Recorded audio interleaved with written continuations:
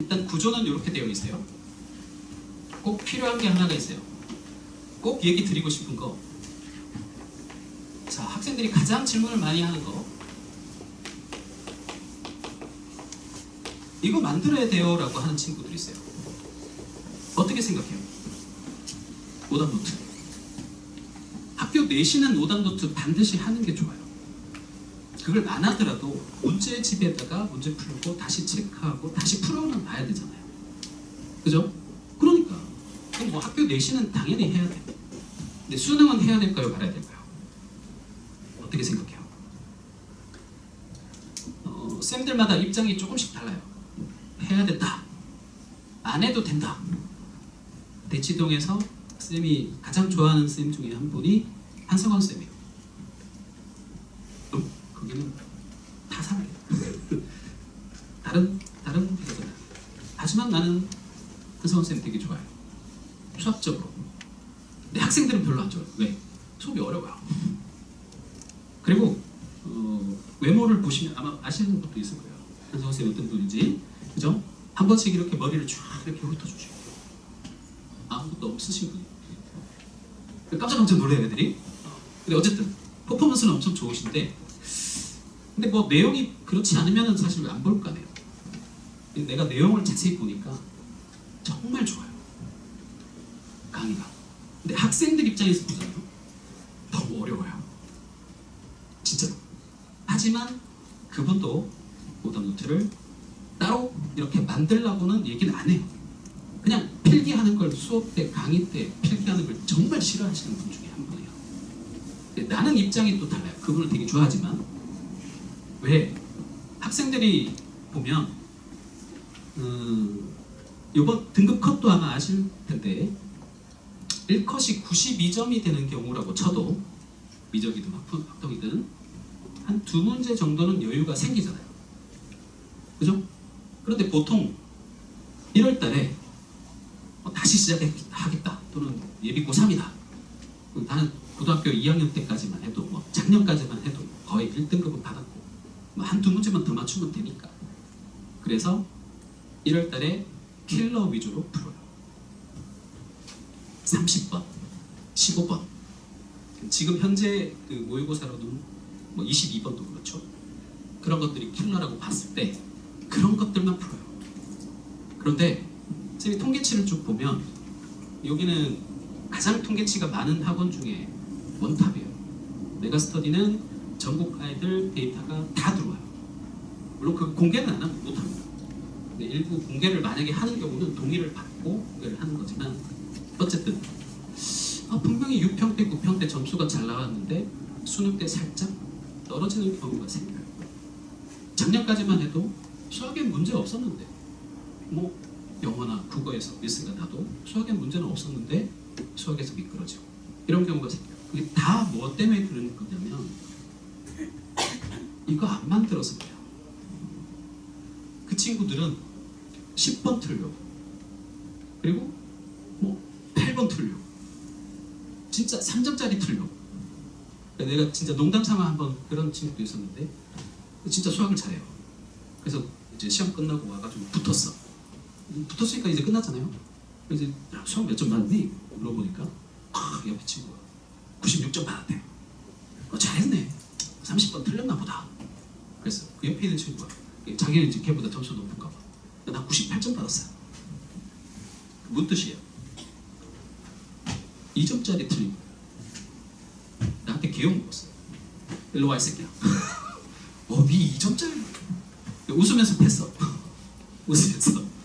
그게 전부 다 자기 욕심도 과하지만 쉬운 문제를 너무 소홀하게 푸는 거예요. 그게 문제예요. 그것부터 잡아야 돼요.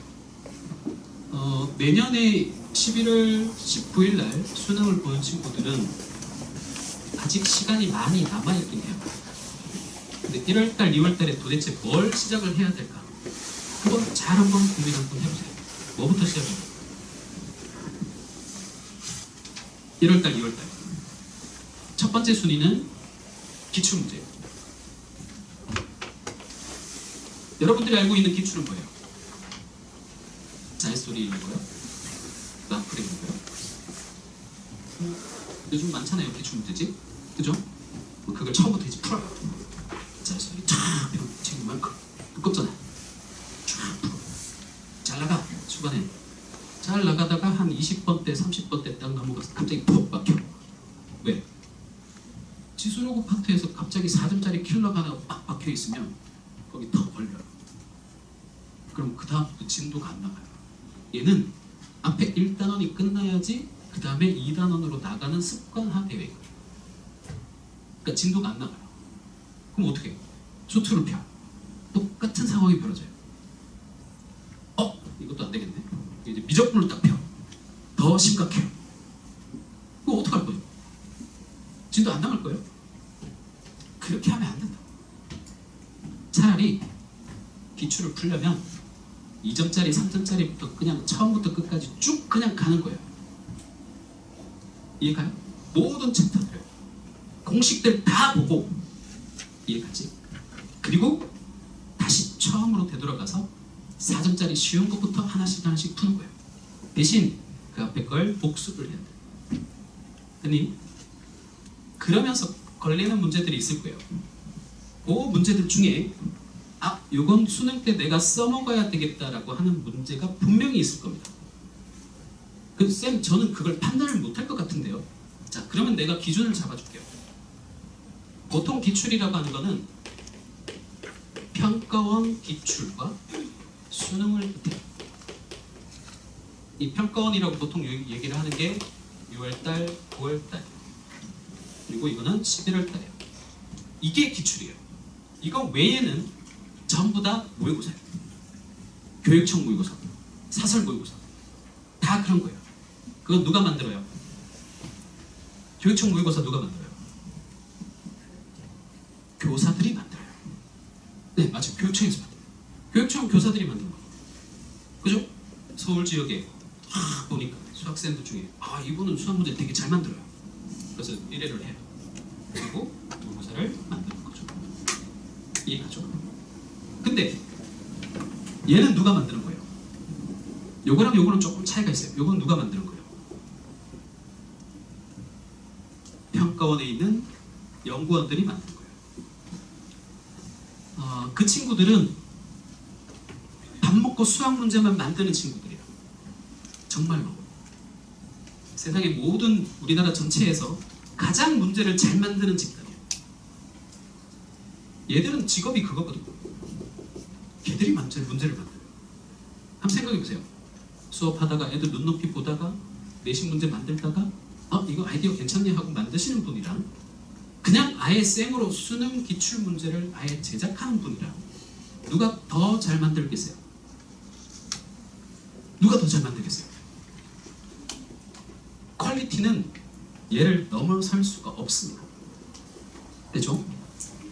그리고 평가원에서 내는 거기 때문에 시험에 나올 수 있다. 요번에도 그래요. 자, 그러면 얘는 뭐예요? 얘는 누가 만들어요? 수학과 교수, 교육학을 하시는 수학과 교수들이 만들어요. 근데 그 교수님들이 수업하시다가 대학교에서 강의하시다가 갑자기 수학 기출 문제를 만들어야 돼. 수능 문제를 만들어야 돼.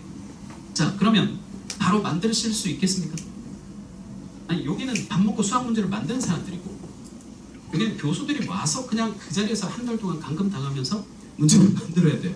편안하게 호텔에서, 그지? 물론 핸드폰도 안 되고 아무것도 안 돼요. 그러면 아무것도 없는 상태에서 뭘 달라고 할까요? 그 교수들이 뭘 달라고 할까요? 자료를 뭔가 줘야지 이 사람들도 만들 거 아니에요. 자기가 가지고 있던 자료를 가져갑니까? 여기 평가원 연구원들 중에 아무나 저기 가서 EBS 책 갖다 주세요. 이해 갑니까? 그리고 그 EBS 수능 특강이랑 수능 완성을 책상에 올려놓고 펼쳐놓고 수학 문제를 만드는 거예요. 그런데 1월달, 2월달에 얘가 가장 중요하긴 해요. 그 다음에 중요한 거는 그러면 EBS예요. 이해 갑니까? 근데 학생들은 별로 안 좋아해요, EBS를. 왜? 자, 한번 경험이 있었던 친구들은 알 거예요. EBS 문제 풀면 졸라게 지저분해요. 개빡쳐가지고 아씨 이런 걸 왜? 근데 요번에 그 껍데기 되게 이쁘던데. EBS 봤습니까? 내가 깜짝 놀랐었고 내 인스타에 올려놨는데 혹시 본 사람 네, 관심이 없군요. 빨리 사셔야 돼요. 그거 나오면 알죠? 책 껍데기가 이뻐서 그런 게 아니라 EBS 문제는 교수들이 직접 보고 내는 거다. 그치? 과연 이거 출제된 겁니까? 라고 학생들이 묻는 친구도 있어요. 시험 다 끝나고. 그런 친구들의 거의 대부분은 EBS를 많이 안 본 친구들이에요. 그래서 이게 출제가 됐는지 안 됐는지도 몰라요. 그래서 딱 기준은 두 가지예요.